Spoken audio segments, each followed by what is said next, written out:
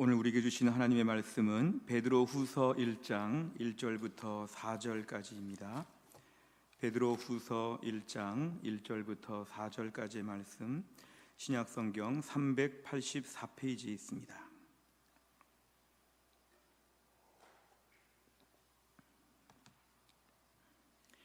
베드로후서 1장 1절부터 4절까지의 말씀,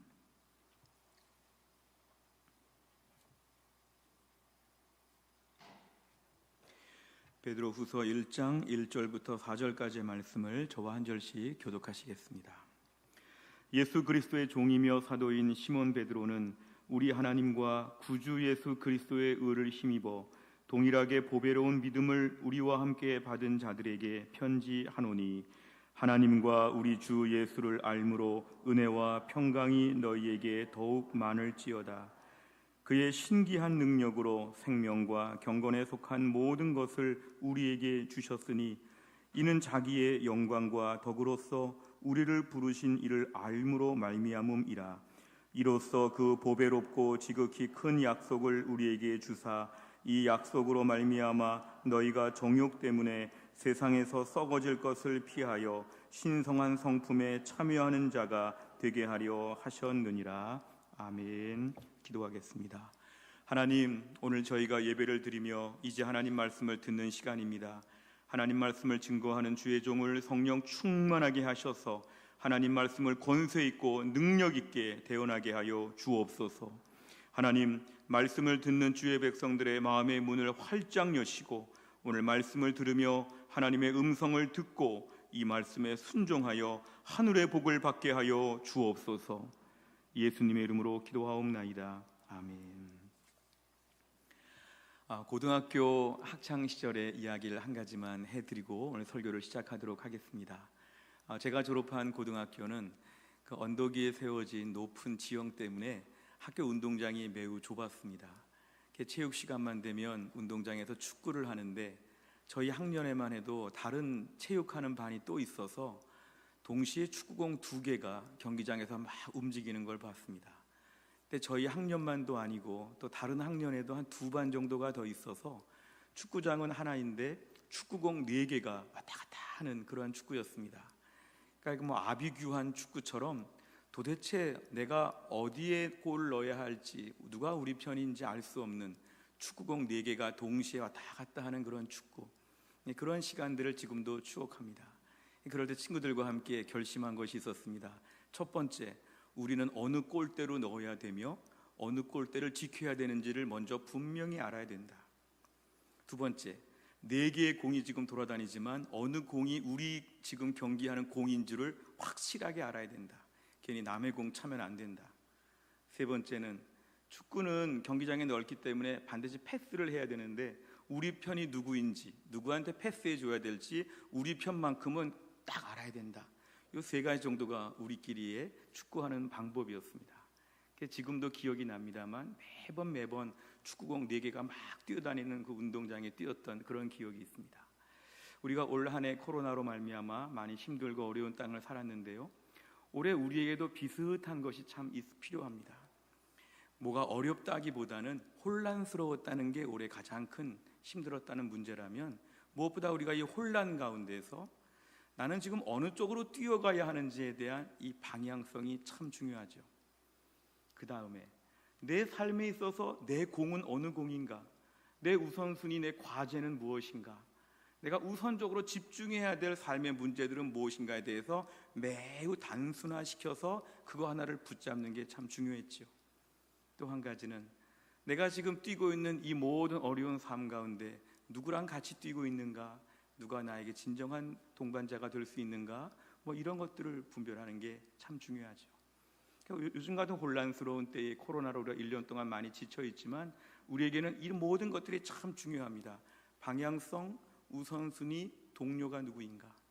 결국 이 3가지를 좀 잘 정리해다 보면 우리가 정체성이 중요함을 알게 됩니다. 정체성. 세상에서는 매일 뉴스만 틀면 코로나가 얼마나 확진되고 있고 백신이 개발되고 있고 어느 나라가 백신을 확보했고 지금 막 이러한 코로나 이야기가 나옵니다. 저 미국이나 브라질이나 저 외국의 많은 병원의 어려운 이야기들이 나오면서 막 그냥 비참한 이야기들이 많이 나오죠. 우리 매일매일 그런 뉴스를 막 주입하듯이 우리 귀에 채우고 머리에 채우고 그런 뉴스만 듣다 보면 우리 심령이 황폐해집니다. 우린 지금 코로나에 대한 전문가가 될 필요가 없고요. 사실은 우린 지금 이럴 때일수록 나에 대한 정체성을 더 많이 알아야 될 때입니다.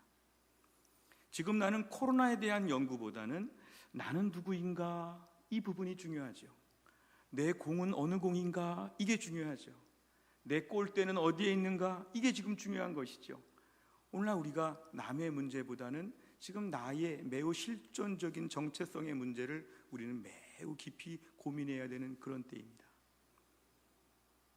근데 정체성의 이야기를 저희가 하게 되면 우리는 흔히 아빠로서의 정체성, 엄마로서의 정체성, 회사에서의 무슨 과장님, 부장님의 정체성, 심지어 교회에서 집사님, 장로님의 정체성, 우리 정체성이 참 많은데요.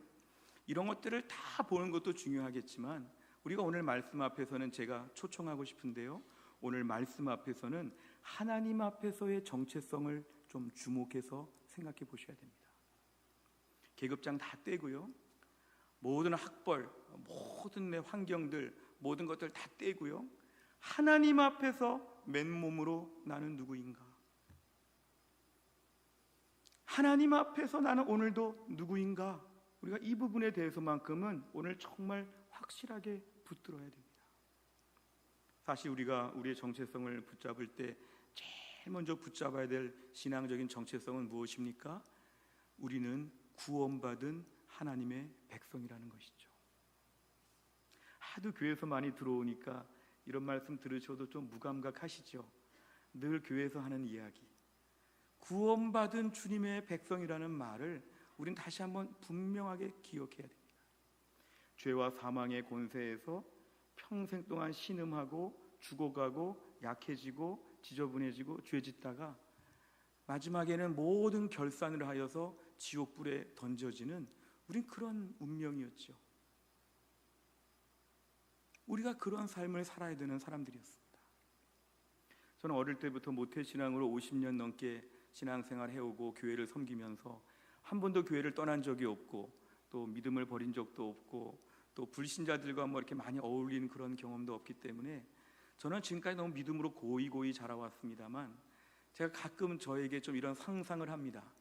만약에 내가 아직까지 예수님을 몰랐으면, 내가 만약에 지금 예수님 안 믿는 사람이었다면 내가 얼마나 불쌍하고 처량했을까.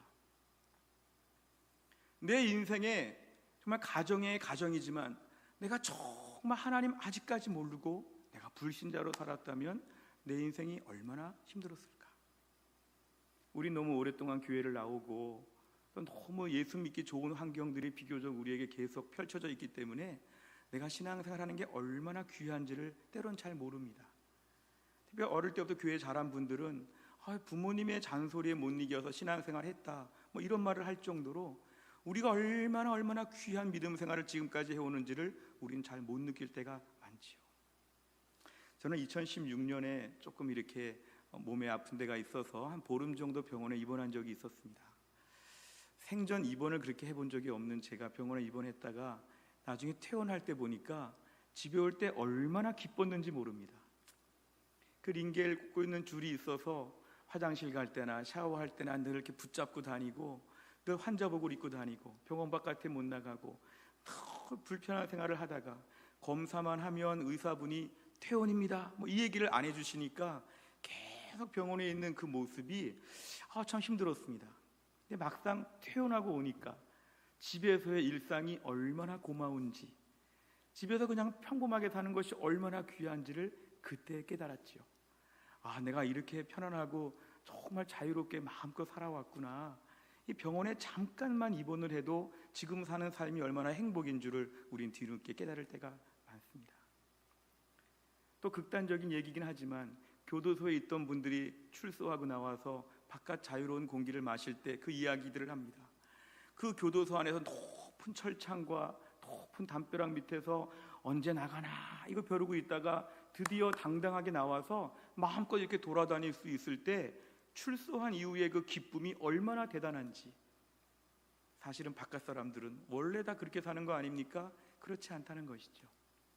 우리가 오늘날 예수를 믿고 나서 신앙생활하는 것에 있어서 우린 그 귀한 것을 너무 잘 몰라서 이게 왜 이렇게 귀하고 좋은 것인지를 모를 때가 많지만, 사실 가만히 생각해 보면 지금도 우리 주변에 수많은 사람들이 예수님 알지 못해서 세상에서 정말 병원에 아주 중환자 중에 아주 아픈 사람인 것처럼 매우 세상의 모든 연약함 가운데 시달리고 있고, 정말 교도소와 같이 죄에 매여서 꼼짝 못해서 나올 수 없는 그 수레바퀴 속에서 막 고생하고 있는 삶이 너무나 현실적으로 많습니다. 근데 그 가운데서 하나님께서 우리를 살려주셔서 하나님의 자녀가 되었고 의로운 주의 백성이 되었고, 이렇게 주일만 되면 아침마다 교회 와가지고 예배를 드릴 수 있다는 거, 이게 얼마나 귀한지 우리는 우리의 정체성을 붙잡아야 됩니다. 내가 지금도 주일마다 예배할 수 있는 귀한 믿음의 정체성을 주신 하나님 감사합니다.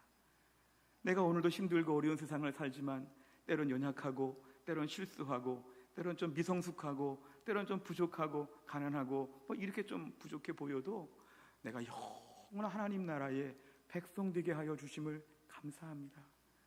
이러한 신앙의 정체성, 감사가 회복될 수 있기를 주의 이름으로 축원합니다. 이렇게 우리가 놀라운 믿음을 가지고 어디 갖다 놔도 하나님의 백성, 어느 형편에 있어도 하나님의 백성으로서의 당당함과 떳떳함과 소망과 긍지를 가지고 살게 되었는데, 우리 삶에 풀 수 없는 수수께끼와 같은 딜레마가 있습니다. 그 뭐냐 하면, 내가 분명한 하나님의 자녀로서의 정체성이 있고, 나는 예수님을 구세주와 주님으로 고백하고, 나는 성경의 내용을 다 믿고, 나는 천국 갈 주의 백성인데, 실제로 매일 삶을 보면 이상하게 내 마음 한편에 이렇게 허전하게 서늘한 마음이 들 때가 있습니다. 어떤 날은 왜 이렇게 우울한지, 어떤 날은 왜 이렇게 공포스러운지, 어떤 날은 왜 이렇게 인생이 무거운지, 나 혼자 말 못할 고민에 빠질 때가 우리에게는 많다는 것이죠.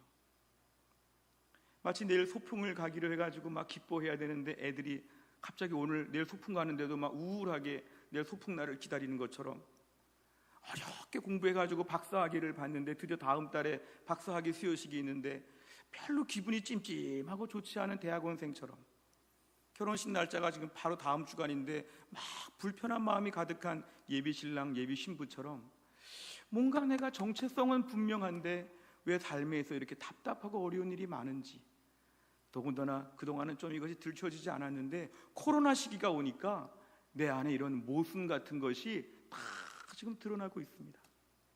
아멘 할렐루야, 뭐 교회 생활 잘하고 믿음 생활 잘하는 줄 알았는데, 나 성경 잘 믿고 어릴 때부터 교회 잘 나왔는데 마음 한편에 알 수 없는 뭔가 이렇게 딜레마 같은 것이 매일 마음에 엄습하여서 내가 왜 이 모양인지, 꼭 지옥 갈 사람처럼, 꼭 하나님이 안 계신 것처럼, 꼭 천국 못 갈 사람처럼 얼굴에 울상을 하고 다니면서 매일 근심 가운데 산다면 이상한 일인데 왜 이런 일이 벌어질까? 불신자들이 우리를 보면서 걱정하는 거 있어요? 속상해요? 당신 뭐가 이렇게 힘들어요? 당신 교회 다니지 않아요? 좀 이상하지 않아요? 물어보는 것처럼 얼굴에 그냥 5만 가지 인상을 다 쓰고 다니면서, 야, 이게 뭐 믿음이 있고 정체성이 있는데 왜 그럴까? 우리가 이렇지 않습니까? 이런 삶을 두고서 은혜가 없는 신앙생활이라고 합니다. 신앙생활을 하기는 하는데 은혜가 없는 신앙생활, 은혜가 하나도 없는 신앙생활, 그냥 꾸역꾸역하죠. 주일 예배도 가야 되고, 성경도 그냥 보기는 보고, 그냥 내가 교회를 나오기는 나오고, 내 마음에 우거지상을 하고, 은혜가 없는, 혹시나 우리가 이렇지 않습니까? 2020년에 한국교회를 돌아보면 교회 안에 은혜 없는 성도들이 많아지게 되었습니다. 하나님, 우리를 불쌍히 여겨 주옵소서. 우리가 오늘 말씀을 듣는 가운데 우리 신앙생활 다시 은혜가 회복되게 하여 주옵소서. 기쁨과 즐거움과 설레임과 감격이 넘치는 하나님만 따르는 그거 하나만으로 족한 그런 은혜가 충분히 회복되는 오늘 귀한 말씀을 들을 수 있기를 주의 이름으로 축원합니다. 오늘 본문의 말씀 베드로 후서를 보면 이 베드로 후서의 배경은 사실은 어려운 때입니다. 우린 늘 신앙생활 좀 여건만 좋으면 아주 잘할 수 있는데 막 자신감이 넘칠 때가 있죠.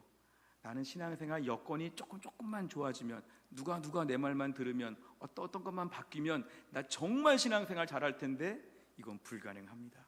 2000년 교회 역사는 다 고난 가운데 강행되었던 신앙의 역사였습니다.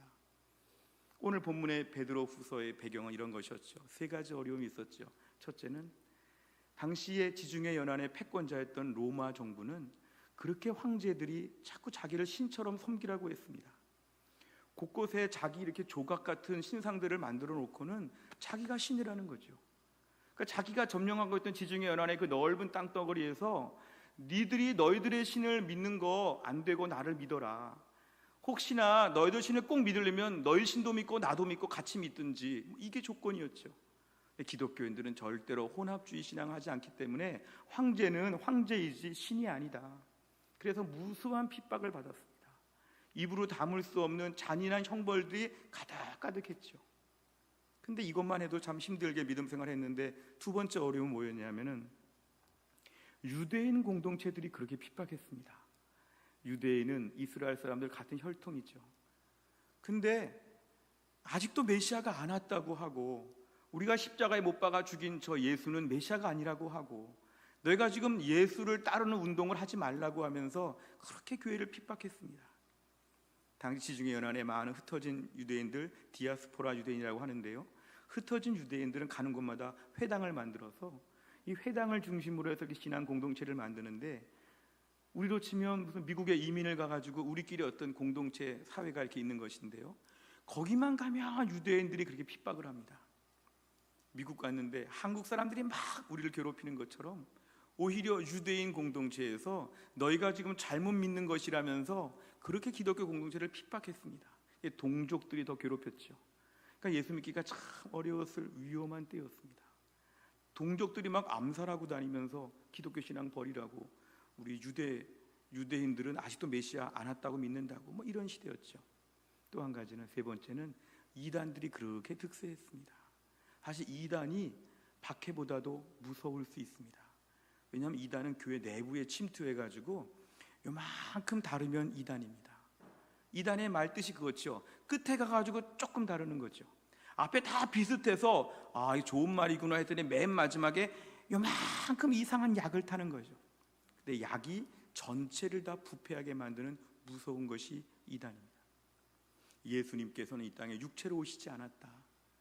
우리가 오늘 영혼만 귀하지 육체의 이 고깃 덩어리는 아무것도 아니다. 그러니까 너희가 영혼만 소중하게 여겨야 된다. 뭐 별의별 예수님에 대한 이단들이 막 득세해가지고 순진한 성도들이 가만히 듣고 있다가 그것도 맞는 것 같은데 다 넘어졌죠.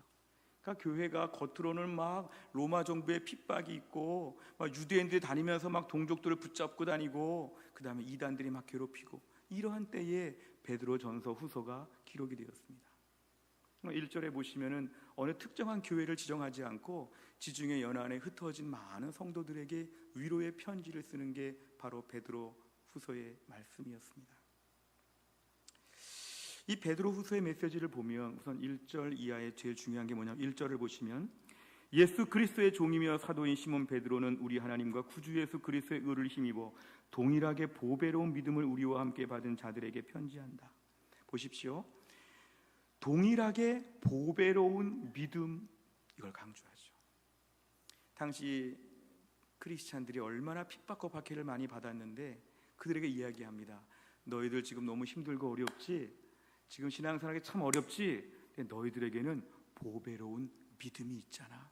믿음을 강조합니다. 성도들이 믿음으로 사는데, 믿음으로 삶에도 불구하고 너무 어려움이 많으니까 믿음으로 사니까 너무 힘들고, 믿음이 있어도 뭐 현실적으로는 별로 많이 소용이 없고, 믿음으로 삶에도 불구하고 어려움은 더 심하고, 뭐 이런 식의 생각들 가운데 믿음이 얼마나 대단한지를 자꾸 잊어버린다는 것이죠.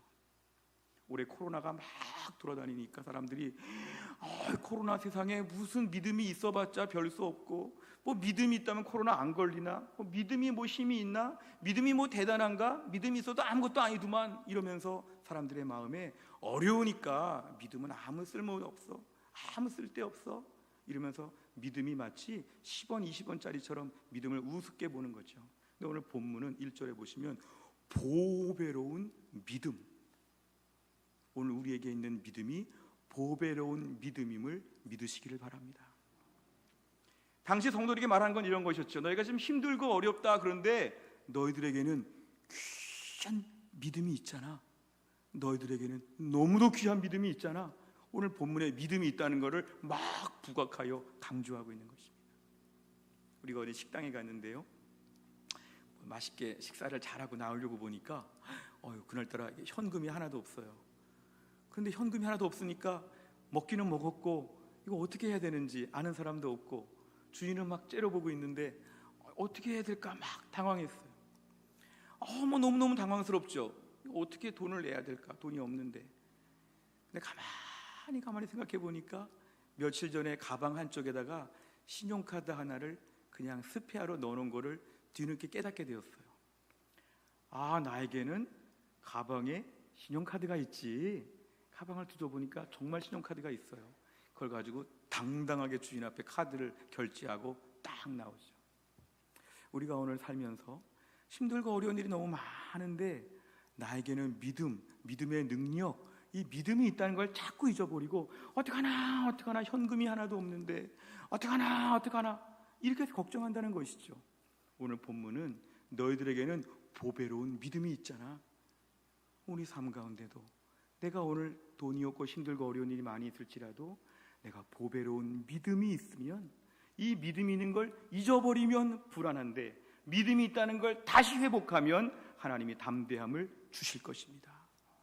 하나님, 지금 저는 믿음이 있잖아요. 저 믿음이 있어요. 믿음이 없는 줄 알았어요. 잠깐 어려운 뉴스들이 막 들이닥치고 어려운 말들이 막 들어오니까 어떻게 했는데 알고 보니까 나 믿음이 있잖아. 나 지금 가방 속에 카드가 있는데 나 믿음으로 이 문제 해결할 수 있겠어. 난 믿음이 모든 문제를 해결할 줄을 나는 믿어. 이러한 믿음 주시기를 주의 이름으로 축원합니다. 그렇다면 우리 삶 가운데서 이 믿음이 얼마나 귀한지를 알아야 합니다.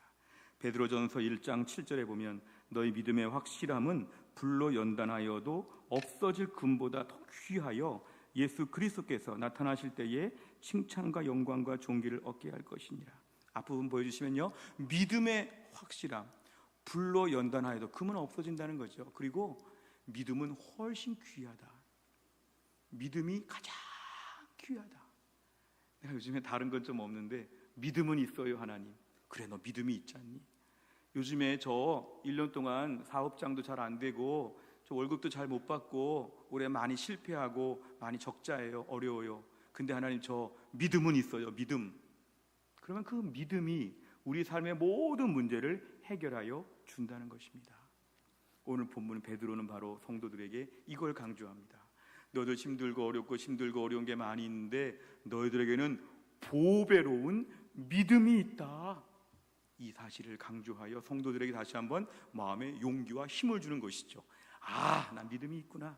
이 믿음으로 살겠구나. 믿음으로 어려움을 해결하겠구나. 이런 믿음을 오늘 본문에서 강조하고 있습니다. 근데 오늘 본문의 2절과 3절에 이어지는 말씀을 보면 믿음과 함께 붙어 있는 게 있는데 그게 뭐냐 하면 은혜와 평강과 능력이 따라온다는 것입니다. 우리에게 오늘날 믿음이 분명하게 되면 그 분명한 믿음은 우리에게 뭐와 뭐까지도 가능하냐면 은혜도 생기고요, 평강도 생기고요, 능력도 생긴다는 것입니다. 이 믿음이 우리의 삶의 모든 문제를 은혜와 평강과 능력으로 다 해결해 버린다는 것이죠. 그래서 오늘 본문에서는 우리에게 믿음으로 말미암아 은혜와 능력과 평강이 다 보너스로, 패키지로 다 가능하다는 걸 보여줍니다. 근데 2절과 3절을 가만히 보시면 공통된 문구가 있습니다. 주 예수를 알므로 말미암아, 지식, 안다는 것이죠. 예수님을 안다, 하나님을 안다. 그럴 때 우리에게 뭐가 생기냐 하면 은혜와 평강과 능력이 생긴다는 것입니다. 우리가 오늘 왜 이렇게 불안해하고 염려할까요? 우리가 왜 오늘 마음에 평안함이 없을까요? 왜 이렇게 우리가 오늘 약할까요? 알고 보면 하나님을 더 알면 그 문제를 극복할 수 있다는 것입니다. 호세아서의 6장 3절에 보면 그러므로 우리가 여호와를 알자, 힘써 여호와를 알자, 그의 나타나심은 새벽빛같이 어김이 없다. 여호와를 알자, 힘써 여호와를 알자. 저 여호와를 알고 하나님을 안다는 것이 뭐냐면 우리에게 있어서 은혜가 생기는 비결이 된다는 것입니다. 오늘 내 삶에 많은 어려움이 있다, 그러니까 낙심한다. 성경적으로는 그건 잘못된 것이죠. 어려움이 있는데 내 안에 은혜가 있으면 그 어려움 가운데도 감당할 수가 있다는 것이죠. 근데 은혜가 생기는 방법은 하나님을 알므로 은혜가 생긴다. 우리가 오늘 염려하는 이유는 뭘까요? 하나님을 잘 몰라서. 은혜가 부족한 이유는 뭘까요? 하나님을 아직도 잘 몰라서 우리 앞에 계속적으로 우리가 감당할 만한 힘이 안 생겨난다는 것입니다. 제가 설교를 준비하면서 한 주간 동안 특별히 봤던 책이 있는데요, 예수전도단의 홍성건 목사님이 쓴 하나님의 성품에 참여하는 사람, 이런 책이 있습니다. 이 책을 보면 이런 구절이 나오는데요, 하나님은 오늘도 우리를 태풍에 넣기도 하시고 남들에게 심한 말을 듣게도 하시고 때로는 몸이 아프게도 하시면서 우리를 지켜보신다는 것입니다. 그럴 때 우리가 이런 일로 인해서 화가 나고 안색이 변하고 소화가 안 되는 것을 보면 주님은 이렇게 말씀하시다는 것이죠. 아직 내게 평강이 없구나. 너에게 은혜가 없구나. 왜 그런 줄 아니? 네가 나를 알지 못했기 때문에 그렇다. 네가 나를 안다면 그렇게 반응할 필요가 없다. 네가 나를 모르니까 그렇게 반응을 하는 거다. 이런 문구가 있습니다. 한 주간 동안 은혜를 많이 받았습니다. 우리가 삶에 많은 일들이 벌어지죠. 많은 일들이 벌어질 때마다 그 많은 일들 가운데 하나님이 지켜보신다는 것이죠. 때로 우리가 너무 약한 모습을 보이거나 너무 거기에 넘어질 때가 되면 그 이유는 그 일이 힘들어서가 아니라, 그 사람이 세서가 아니라, 문제는 내가 하나님을 알지 못하니까 이 모든 일에 있어서 지금 불안하고 염려가 생긴다는 것입니다. 하나님을 안다면 감당할 만한 은혜가 생겨난다는 것입니다. 주여 나에게 이 혼란스러운 코로나 시기에 하나님을 더 많이 알게 하여 주옵소서. 하나님이 어떻게 일들을 풀어가실지, 하나님이 어떻게 역사의 주권자가 되시는지, 하나님의 삶을 어떻게 그동안 책임져 오셨는지, 앞으로 하나님은 어떤 성품을 갖고 계시는지 제가 하나님에 대하여 더 많이 알게 하여 주옵소서. 하나님을 많이 알게 되면 마음속에 은혜가 막 밀려와가지고 그 일에 대하여 두려워하거나 그 일을 무서워하지 않고 하나님의 계획 속에서의 긴 파노라마 같은 안목이 생긴다는 것입니다. 이런 것이죠. 하나님이 어련히 하실 것을 믿습니다. 제가 하나님 좀 그동안 믿어 보니까 우리 하나님은 꼭 이럴 때마다 이렇게 하셨습니다. 하나님은 오늘도 이 일 가운데 어떤 선한 뜻이 있는 줄로 믿습니다. 이런 뭔가 이런 기대치가 생겨난다는 것이죠. 디모데후서 1장 12절에 보면 이로 말미암아 내가 또 이 고난을 받되 부끄러워하지 아니함은 내가 믿는 자를 내가 알고, 하나님을 안다는 것이죠. 또한 내가 의탁한 것을 그날까지 그가 능히 지키실 줄을 확신함이라. 아멘. 믿는다는 것이죠. 우리가 오늘 고난의 때, 어려울 때, 코로나 때를 감당하려면 우리에게는 하나님을 알아야 됩니다. 하나님의 성품을 알아야 됩니다. 오늘 내가 누군가를 처음 만나면 그 사람 성품을 모르죠. 그 사람이 말 한마디만 이상하게 해도 이 사람 왜 이럴까? 그 사람이 조금만 뭐라 그래도 이건 뭘까? 막 걱정하죠. 누구를 한 30년, 40년 친구처럼 이렇게 우리가 알아보면 그 사람은 이럴 때 이래, 그 사람은 이래서 이런 것이고, 그 사람이 이렇게 했더라도 이거는 이런 계획이 있는 거야. 괜찮아. 그 사람에 대한 신뢰가 생긴다는 것이죠. 우리가 오늘 예수를 처음 믿게 되면 초신자라고 하면 아직도 하나님 성품을 잘 모르니까 때로는 좀 불안하고 막 걱정할 때가 있죠. 적어도 하나님을 40년, 50년, 10년, 20년 하나님을 꾸준히 믿고 꾸준히 예배하고 꾸준히 성경 보고 꾸준히 기도하면 하나님에 대한 믿음의 배짱이 있습니다. 하나님 이번에 또 이렇게 하시나 보다. 이번에 또 기사회생인가 보다. 또 하나님이 대역전인가 보다. 하나님이 또 이번에 요셉 또 감옥에 좀 가지만 총리 되나 보다. 다니엘 사자굴 들어갔지만 하나님 또 건져주시나 보다. 이런 식의 안목을 하나님이 허락하여 주신다는 것입니다. 이게 바로 뭐냐면 하나님을 알게 되면 하나님에 대하여 믿게 된다는 것입니다. 하나님을 알고 하나님을 아니까 우리 하나님은 또 이렇게 하시나 보다. 하나님에 대한 신뢰가 생겨난다는 것이죠. 어려운 일이 온다고 막 호들갑을 떨며 초조해할 것이 없는 것은 우리 하나님은 이럴 때마다 꼭 이렇게 하셨어요. 딱 기억이 난다는 것이죠. 이게 바로 하나님에 대한 진정한 신뢰가 생겨난다는 것이죠. 무슨 생각이 있으시겠지, 알아서 하시겠지. 하나님께서 뭔가 또 계획이 또 이번에 아주 거창한 게 있으신가 보지. 우리 하나님은 참 이번에 특별하게 일하시나 보다. 나는 평범해도 좋은데 하나님 좀 특별한 걸 더 주시나 보다. 이러한 하나님에 대한 아주 확신하는 신뢰와 기쁨이 우리 안에 생겨난다는 것이죠. 로마서 11장 33절에 보면 깊도다 하나님의 지혜와 지식의 풍성하며 그의 판단은 헤아리지 못할 것이며 그의 길은 찾지 못할 것이로다. 하나님 믿으니까 우리 하나님 너무 지혜로우시지. 내 지혜는 요만한데 하나님의 지혜는 엄청나. 내 생각에는 이렇게 되면 제일 좋은데 하나님 이렇게 안 하시대. 하나님은 이렇게 하시는데 이게 훨씬 낫다는 하나님의 지혜에 대한 전적인 신뢰. 하나님의 계획이 옳고 하나님의 계획이 훨씬 낫고, 그동안 내 인생 내 지혜대로 됐어봐 다 망했지. 하나님이 다 망했지. 우리 하나님의 지혜는 오묘해. 헤아리지도 못하고 이해하지도 못하고 알아듣지도 못하고 뭔지도 모르고 그냥 어디로 가는지도 모를 때가 있지. 그런데 우리 하나님의 지혜는 너무 깊고 너무 크고 하나님은 너무 강력하게 하나님이 역사하여 주실 것이다. 이런 믿음 주시기를 주의 이름으로 축원합니다. 나는 몰라 꼭 안 될 것 같아. 근데 하나님의 지혜와 지식의 풍성함을 나는 오늘도 믿어.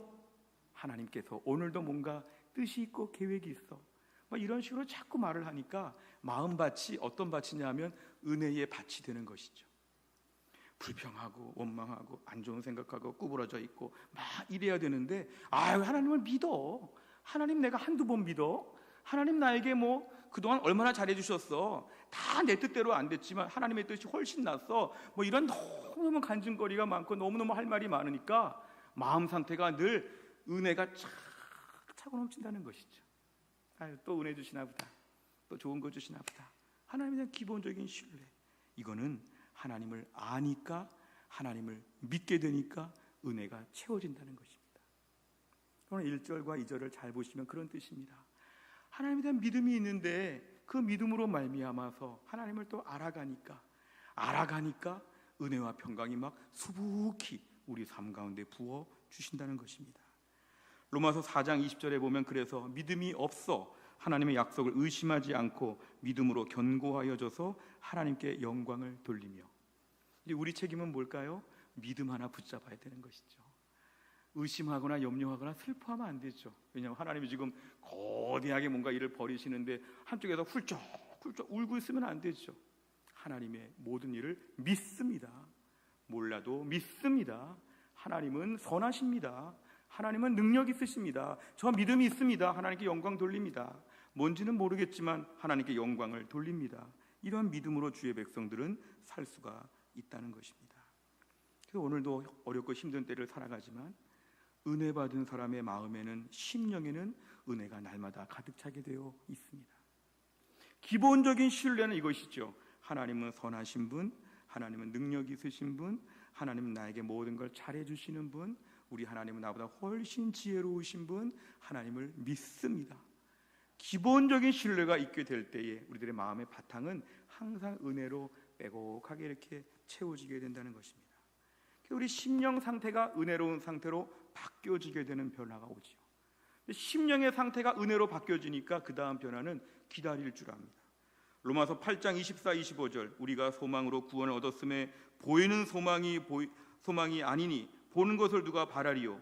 만일 우리가 보지 못하는 것을 바라면 참음으로 기다릴지니라. 아멘. 기다리는 것이요. 코로나가 언제 끝날까? 우리 집의 문제가 언제 해결될까? 내 걱정거리가 언제 완벽하게 나아질까? 기다리는 거죠. 보통 기다릴 때 마음은 초조하죠. 이러다가 안 주는 거 아니야? 막 이런 의심도 생기죠. 이러다가 허탕하냐? 걱정도 있죠. 그런데 은혜로운 심령으로 심령이 계속 무장되고 날마다 우리의 마음에 은혜가 가득 넘치게 되니까 어떤 마음이 드냐면, 하나님을 좀 아는데 기다리면 돼. 기다리면 주셔. 참음으로 기다릴 수 있는 믿음을 하나님이 허락하여 주신다는 것입니다. 오늘날 우리 삶 가운데는 그래서 우리 심령의 은혜가 매우 필요합니다.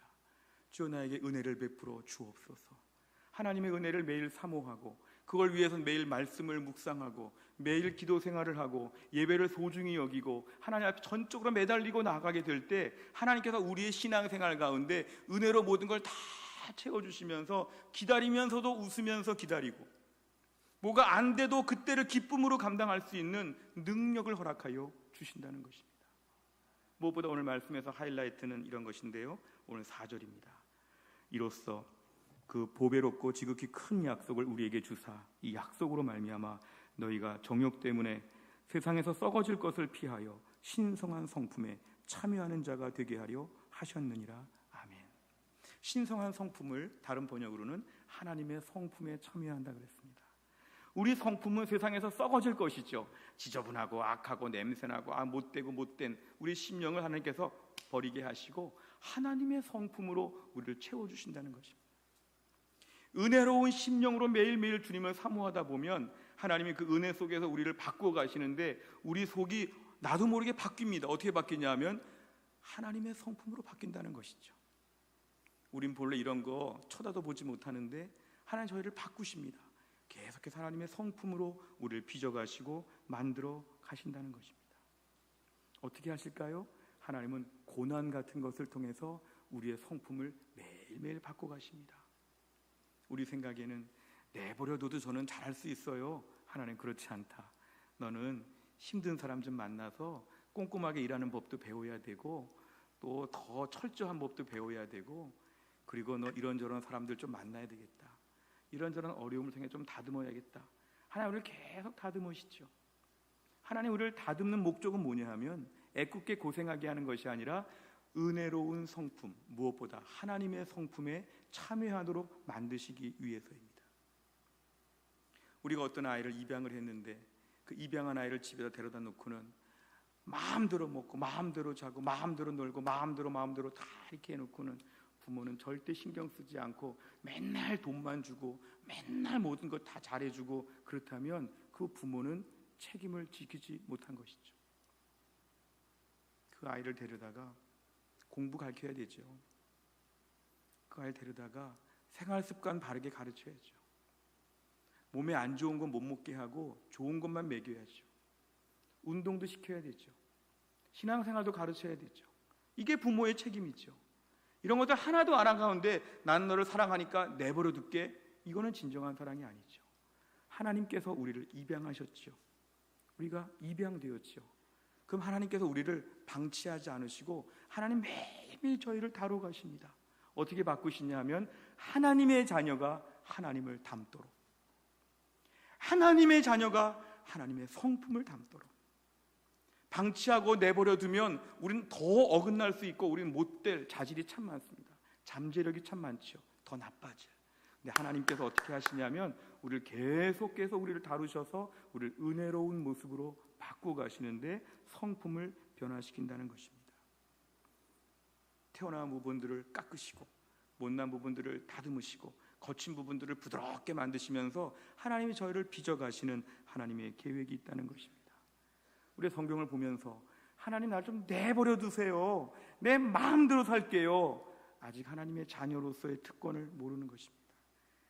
베드로전서 5장 10절에 보면은 모든 은혜의 하나님 곧 그리스도 안에서 너희를 부르사 자기 영원한 영광에 들어가게 하신 이가 잠깐 고난을 당한 너희를 친히 온전하게 하시며 굳건하게 하시며 강하게 하시며 털을 견고하게 하시리라. 아멘. 하나님의 의지가 보이죠. 내가 너희들 온전하게 만들고 굳건하게 만들고 강하게 만들고 내가 너희들 다 만들어 줄 거야. 내가 너희들 하나님의 성품에 참여하도록 만들어 버릴 거야. 이게 하나님의 의지이죠. 하나님의 열정이죠. 우리는 노 땡큐입니다. 하나님 거기까지는 내버려 뒀다가 천국에서 만나요. 우리 막 이런 말 하는데 하나님은 아니야. 이 땅에서부터 내가 너희들을 온전하게 강하게 다 내가 너희들을 만들 거야. 이거 우리가 막을 수가 없는 하나님의 계획입니다. 데살로니가전서 5장 23절에 봐도 평강의 하나님이 친히 너희를 온전히 거룩하게 하시고 너희 온 영과 혼과 몸에 우리 주 예수 그리스도께서 강림하실 때에 흠없게 보존되기를 원한다. 이게 하나님의 우리를 향한 하나님의 계획이십니다. 그러니까 우리가 이런 모든 것들 앞에서 하나님은 나를 고난을 통해서 내 성품을 바꾸신다. 이런 믿음이 필요합니다. 하나님은 나를 고난을 통해, 코로나를 통해 내가 막 고생하는 걸 즐겨보시고 내가 막 힘들어하는 것을 가만히 보시는 하나님, 그런 분이 아니시죠. 뭐가 됐든 간에 어려운 일을 통해서 우리를 온전하게 만드시는 하나님의 계획이 있음을 믿으시기를 바랍니다. 하나님의 계획이 있죠. 그래서 우리는 이 모든 고난의 과정 가운데서 하나님을 믿어야 됩니다. 하나님, 이 속에서 저를 온전케 하여 주실 것을 믿습니다. 하나님, 저를 온전케 해주실 걸 믿습니다. 이런 믿음이 있으면 마음에 평안함이 있죠. 어려운 일이 막 생겨요. 어려운 사람이 생겨요. 그때마다 옛날 같으면 막 이랬죠. 지금은 안 그렇죠. 아유, 하나님께서 또 뭘 온전케 하시려고, 아유, 나를 좀 더 업그레이드, 좀 내가 업데이트가 되어야 되나 보지, 하나님도 나를 다루시나 보지, 기다리는 거죠. 기계식 세차 해보셨죠? 세차할 때 이렇게 기계식 세차를 가면 운전자가 차에 탄 채로 그 세차하는 그 요만한 10m인가요? 그 구간을 이렇게 통과해야 되는데, 처음 할 때 얼마나 무서웠는지 모릅니다. 차에 탄 채로 들어가는데 막 철컥철컥 하더니 그냥 차가 알아서 움직이는데 막 그냥 뭐 물이 내려오고 비눗물이 내려오고 뭐 왔다 갔다 하는, 때로는 뭐 굉음도 나고 시끄러우니까 좀 무섭기도 했죠. 근데 몇 번 해보니까, 그러고 나오면 차는 깨끗해지는 건데요, 몇 번 해보니까 지금은 아주 쉽게 합니다. 그냥 가만히 차 안에서 그냥 있지요. 비가 오듯이 그냥 막 물들이 뿌려지고 비눗물이 뿌려지고 닦아주고 뭐 하고. 우리가 오늘날 하나님에 대한 신뢰가 있으면 하나님에 대한 믿음이 생기고, 믿음이 있으면 우리 심령에 은혜가 가득하고, 은혜가 가득해서 하나님을 절대적으로 붙잡게 되면 어려운 일이 올 때마다 이렇게 생각하죠. 하나님이 나를 더 좋게 하여 주시나 보다. 깨끗해지고 온전해지고 성숙해지네 보다. 하나님 지금 뭔가 계획이 있으시겠지? 내가 두려워하지 말아야겠다. 이 일은 하나님이 지금 나를 더 좋게 하시려고 하는 하나님의 과정이야. 이거를 다 이해하니까 마음의 평안함이 온다는 것이죠. 우리가 오늘 은혜가 우리 심령에 가득하기 위해서는 이 모든 것들을 믿어야 됩니다. 오늘 말씀드린 모든 것들을 믿으면 내 안에 은혜가 또 만들어집니다. 은혜롭게 하나님을 기대하시기를 바랍니다. 오늘도 일하실 하나님을 믿습니다. 잘못되지 않고 더 좋게 하실 걸 믿습니다. 막 고난이 눈앞에서 팍팍 벌어짐에도 불구하고 이 고난으로 망하는 것이 아니라 이 고난으로 온전케 될 것을 믿습니다. 믿습니다, 믿습니다 매일 부르짖으니까 뭐가 생겨도 옛날처럼 놀래지도 아니하고, 주여 기대합니다, 주여 언제 개봉박두입니까? 기다립니다, 기다립니다. 이런 믿음으로 우리를 만들어 주신다는 것이죠. 우리가 오늘 이렇게 은혜를 받고 은혜로 우리의 모든 문제를 해결하고 은혜의 주님 앞에서 깊은 신뢰가 있게 되면 이게 바로 은혜로운 신앙생활을 하는 것입니다. 어떤 분들은 신앙생활 좁은 길을 간다는데 어떻게 은혜롭겠어요? 신앙생활 다 인상 쓰고 하는 거 아니에요? 제 주변에 은혜롭게 하는 사람 하나도 없어요. 다 교인들 보세요. 교인들 얼굴이 얼마나 무서운지. 비디오 한번 찍어볼까요? 다 인상 쓰고 지금 설교 듣고 있는데, 하나님께서 오늘도 우리의 심령에 은혜로운 신앙생활로 바꿔주시기를 주의 이름으로 축원합니다. 신앙생활은 은혜롭게 해야 됩니다. 우리 몇 달 전에 방송되었던 드라마 중에 하나가 슬기로운 의사생활 뭐 이런 게 있었습니다. 의사생활을 그냥 열심히 하면 되는데 슬기롭게 하는 게 뭘까? 이 제목이 무척 궁금해가지고 좀 몇 편을 봤는데요, 의사로서의 모든 그 바쁘고 치열하고 어려운 일을 감당하면서도 환자들을 정말 마음을 다하여 돌보고, 또 의사들 동료들끼리 아주 끈끈하게 서로 사랑하고 하는 이 모습이 너무 큰 감동을 주었습니다. 야, 의사 생활을 저렇게 하면 참 좋겠다. 우리가 오늘날 신앙생활도 나의 고정관념을 벗겨야 됩니다. 신앙생활 은혜롭게 할 수 있구나. 내 안에 하나님에 대한 신뢰, 하나님을 충분히 알고 하나님 일하는 패턴을 알고 말씀에 대하여, 기도에 대하여, 예배에 대하여 은혜를 많이 받고 보니까 모든 것이 다 은혜롭게 보이는 이런 은혜의 수준이 있다는 것입니다. 하나님, 제가 오늘도 신앙생활하면서 이 은혜를 마음에 간증하게 하여 주옵소서. 은혜로운 신앙생활하게 하여 주옵소서. 링컨 대통령이 이런 말을 했다는데요, 사람이 나이가 40이 되면 자기 얼굴에 책임을 져야 한다는 얘기를 했답니다. 저는 그 내용을 보면서 우리가 10살, 20살 때 아주 예쁘고 깜찍한 얼굴, 부모가 예쁘면 아이도 예쁘지 않을까 이럴 수 있지만 40, 50, 60이 되어가지고는 자기 얼굴의 책임을 자기가 져야 한다는 거죠. 마음이 은혜롭고 마음이 행복하고 넉넉하고 착하면 얼굴이 착한 쪽으로 해서 예쁘게 바뀐다는 거죠. 차라리 얼굴은 예쁜데 마음이 안 좋으면 얄밉게 얼굴이 뾰족해지지요. 근데 우리가 은혜를 받게 되면 은혜로운 모습으로 얼굴이 정말 좋은 인상을 갖게 됩니다. 그래서 저는 링컨의 말을 좀 패러디해가지고 신앙생활 5년 이상 하면 얼굴에 책임져야 합니다. 아침마다 거울 보시길 바랍니다. 주일마다 오실 때 거울을 자꾸 보시기 바랍니다. 내가 오늘 은혜로운 얼굴인가? 교회 딱 문 열고 들어올 때 은혜로운 얼굴에 스위치를 다 키시기 바랍니다. 100% 은혜. 누구를 보더라도 할렐루야 아멘 이렇게 할 수 있습니다. 만약에 오늘 제가 얼굴 표정만 바꾸라면 이건 세상과 똑같으죠. 세상 사람들도 얼굴 많이 인상 좋게 하라고 하죠. 또 오늘 그것과 다른 거는 뭐냐면 성경 말씀에 의해서 하나님에 대한 충분한 이해가 있고 신뢰가 있으면 얼굴이 바뀐다는 것입니다. 하나님 오늘 말씀을 통하여 제 삶에 은혜로운 신앙생활이 회복되게 하여 주시옵소서. 오늘 말씀을 붙잡고 코로나 세상에서도 은혜로운 신앙생활로 우리 모두가 모두에게 격려가 되고 도전이 될 수 있기를 주의 이름으로 축원합니다. 기도하겠습니다. 하나님 아버지, 힘들고 어려운 때를 살면서 우리에게 은혜를 허락하여 주옵소서.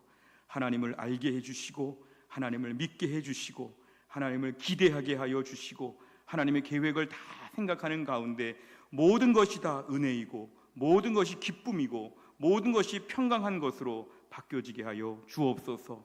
저들의 마음에 은혜가 부족하여 예민하고 은혜가 부족하여 호전적이고 은혜가 부족하여 우울했던 것 오늘 다 내려놓습니다. 은혜가 가득하여서 우리의 삶에 어려울 때 더 힘을 내고 능력을 발휘하는 믿음으로 바뀌어질 수 있도록 축복하여 주옵소서. 예수님의 이름으로 기도하옵나이다. 아멘.